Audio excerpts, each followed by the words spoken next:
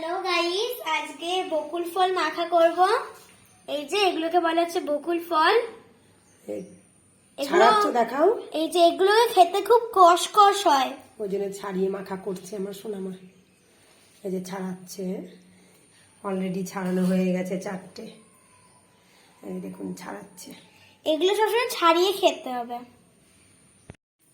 এই যে নিয়েছি হচ্ছে বিট নুন আর এমনি নুন, এই যে চিনি, তেঁতুল, লঙ্কার গুঁড়ো আর টমেটো সস। এবার এগুলোকে এটাকে ভর্তাটা করে নেব। আর এদের বীজগুলো দিয়ে জানো বাসি বানানো হয়। এই যে ভিতরে দেখো বিষ আছে।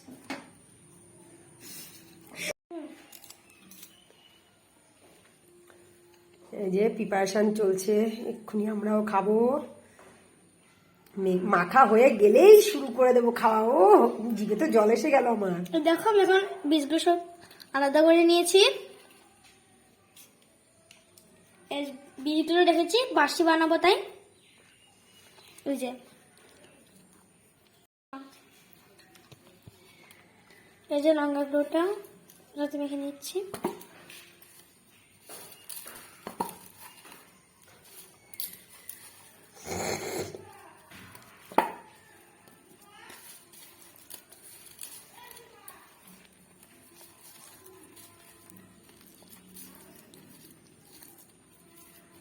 দেখে জিভে জল চলে আসছে।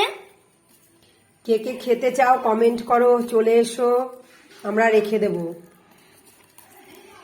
না হলে আরেকটু মেখে দেব, চলে আসবে, কমেন্ট করবে। কি সুন্দর গন্ধ বেরিয়ে গেছে। তোমরা কে কে খাবে শিগগিরই কমেন্ট করো, চটপট। কারা কারা এটা প্রথম ট্রাই করো।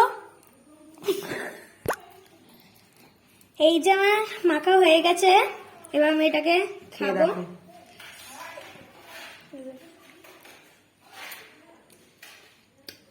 হেভি আছে খেতে, এত স্বাদ। এটা মাখা হয়েছে বলে এটা কষ লাগছেই না, যেটা এটা কষ হচ্ছে সেটাই মনে হচ্ছে না। হেভি।